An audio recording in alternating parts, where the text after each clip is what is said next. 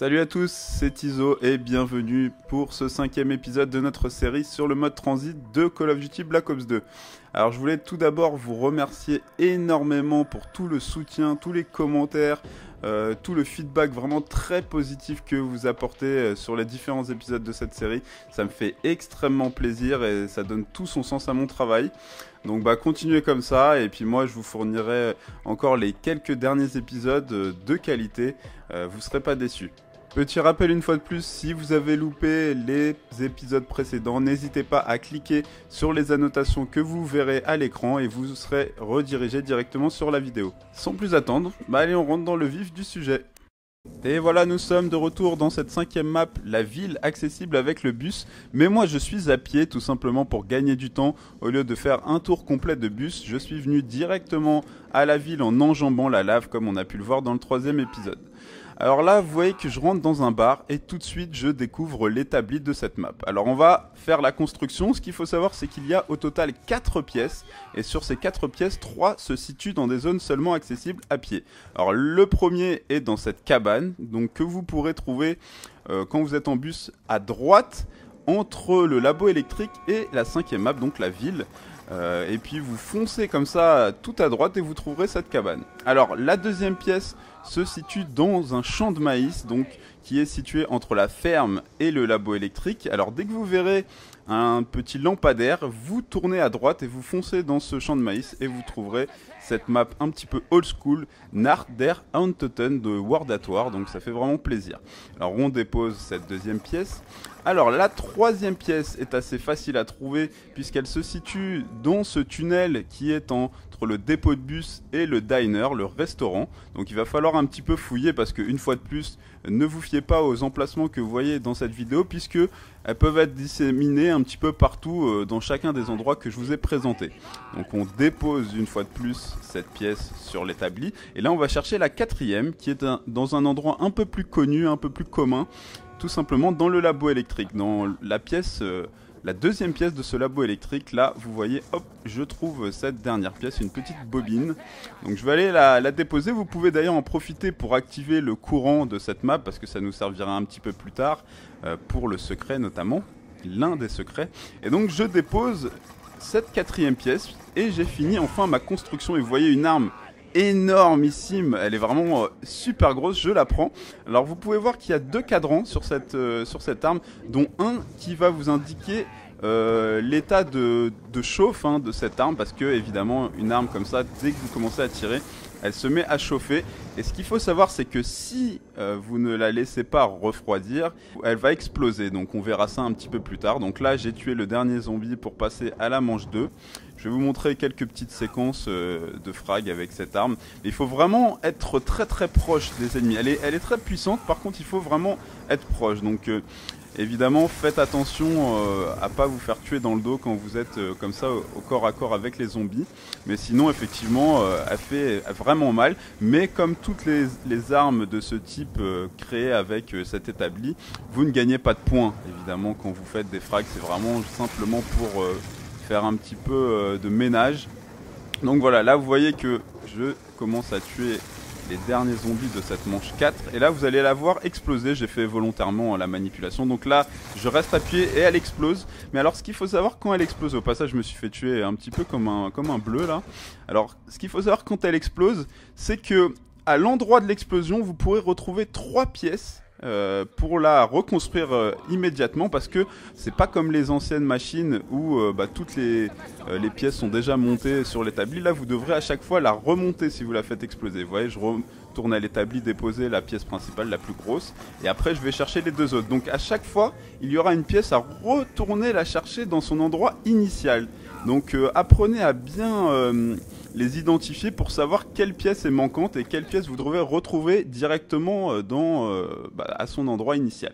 Alors là je vous montre une petite machine donc, qui va vous permettre d'avoir l'atout conditions extrêmes, donc de manière à courir extrêmement vite. Donc ça peut être vraiment très pratique pour semer des zombies. Là vous voyez au passage que je me suis pris une gifle d'un zombie, je l'avais complètement zappé celui-là, il m'a mis un peu les chocottes. Donc là je vous montre le premier emplacement de la boîte magique. Ensuite, que voyons-nous? Le troisième Teddy Bear pour activer la musique secrète. Au passage, vous aurez une petite annotation qui vous montrera comment avoir cette musique secrète si vous n'avez pas vu les épisodes précédents. Alors là, je vais vous montrer une pièce assez importante puisque vous allez trouver dedans la troisième et dernière pièce du bus, si vous ne les avez pas déjà trouvées, puisqu'en tout, comme je vous l'avais dit, il y a 4 emplacements pour trouver des pièces de bus, à chaque fois une manquante. Et si c'était pas fait exprès comme d'habitude, je ne trouve pas de pièces une fois de plus. Et là, vous avez un emplacement pour trouver une Semtex. Alors j'ai remis une deuxième partie pour vous montrer ce qui se passe quand on trouve une pièce. Donc là, je trouve la troisième pièce de mon bus, le toit. Donc je vais aller l'installer et vous allez voir ce qui se passe parce que si vous installez les 3 pièces sur votre bus, là vous avez vu l'échelle. À l'avant j'ai mis donc ce petit pare-buffle et là donc la troisième pièce. Donc j'ai customisé totalement mon bus avec les trois pièces disponibles et là vous allez voir que je vais débloquer un défi. Donc c'est assez cool. Donc si vous voulez débloquer ce défi, il vous faudra donc mettre les 3 pièces et je débloque le bus des fêtards. Donc c'est assez cool pour ceux qui aiment faire tout ce qui est trophée, avoir le platine, on ne sait jamais. Donc voilà, alors on revient sur la partie précédente. Alors vous voyez que je vous montre un deuxième emplacement de boîte magique et là normalement vous pourrez trouver une radio. Seulement si vous jouez en mode original et cette radio est utilisable pour le secret que nous verrons samedi. Alors là maintenant je vais vous montrer un deuxième atout que vous pourrez avoir dans une machine. Dans cette map. Dommage parce que dans cette map il n'y a pas d'armes à trouver, donc il faut vraiment venir directement armé, sinon vous allez vous retrouver rapidement embêté. Mais par contre vous avez 2 atouts.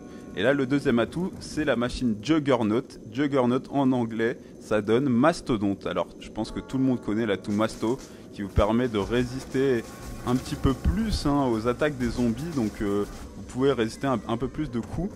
Donc ça peut s'avérer très utile. Alors maintenant, on va découvrir une dernière pièce qui est très très importante, la banque.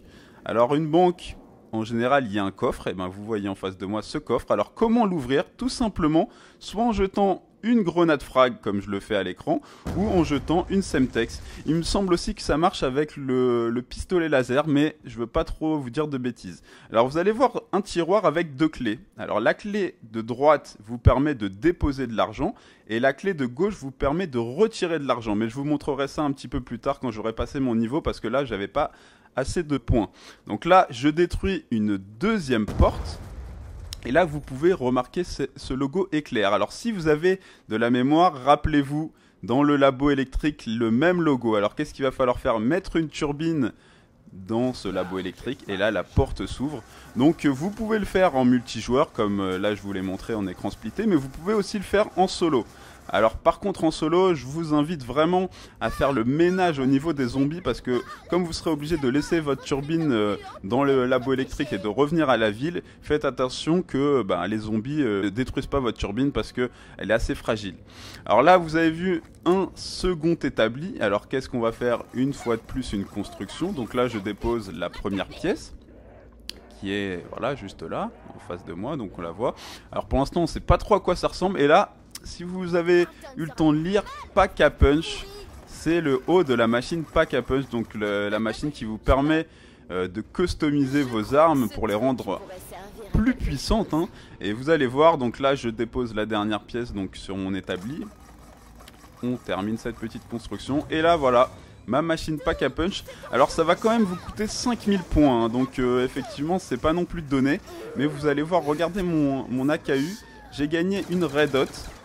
Et là mes balles sont rouges, donc beaucoup plus puissantes. Je fais vraiment un massacre. Les dégâts donc sur les zombies sont vraiment énormes. Et ce qu'il faut savoir, la grande nouveauté donc de ce Black Ops 2, vous pourrez puncher vos armes plusieurs fois. Alors c'est pas toutes les armes sur lesquelles vous pourrez le faire, mais par exemple un AKU. Donc ça peut s'avérer très utile pour avoir une arme extrêmement efficace. Alors là vous voyez que je reviens donc dans notre banque avec un peu plus de sous parce qu'entre temps j'ai passé au niveau supérieur. Alors ce qu'il faut savoir quand même de particulier dans cette banque, c'est que au-delà du fait que vous pouvez déposer votre argent etc, c'est que vous pourrez récupérer votre argent dans la partie suivante. Donc ça peut s'avérer vraiment très très utile. Alors là, je vous montre une dernière chose. Je pense que si vous avez été assez observateur, vous aurez vu que dans cette pièce, vous avez aussi des clés qui ressemblent aux mêmes qu'on trouve dans la banque. Je vais vous montrer ça en multijoueur parce que ça n'a pas vraiment d'intérêt en solo. Si je vous ai dit que ce n'était pas intéressant en solo, c'est tout simplement parce que ça va vous permettre d'échanger de l'argent entre joueurs. Alors pour ce faire, vous devrez tout d'abord aller chercher le point taser sur le toit du restaurant. Ensuite, retour à la banque. Avec votre point taser, vous allez vous mettre allongé, mettre un coup de poing dans ce tiroir. Et là, vous voyez, vous avez la possibilité de déposer 1000. Et quand vous déposez les 1000, un petit logo dollar apparaît et un joueur de la partie peut récupérer et il gagne 1000. Donc c'est assez simple. Vous arrivez, vous mettez allongé, un petit coup de poing, vous déposez vos 1000 contre 100 points. Donc ça vous coûtera 100 points comme dans la banque. Et là, un joueur de la partie peut récupérer les 1000 points. Donc c'est vraiment très pratique pour échanger de l'argent et que certains joueurs puissent aller acheter des armes ou des atouts par la suite. Et on a trouvé une deuxième astuce. Si vous n'avez qu'un seul point taser, vous voyez que mon ami TLGist n'avait pas le point de taser, donc il ne pouvait pas m'échanger d'argent. Et il suffit que moi je m'allonge avec mon point, je mets le coup, et c'est lui par la suite qui dépose son argent. Et là, vous voyez, je récupère 1000 points. Donc voilà, ça vous évite de dépenser tous les joueurs 6000, parce que c'est 6000 pour le point taser. Un seul joueur peut permettre d'avoir l'atout pour tout le monde.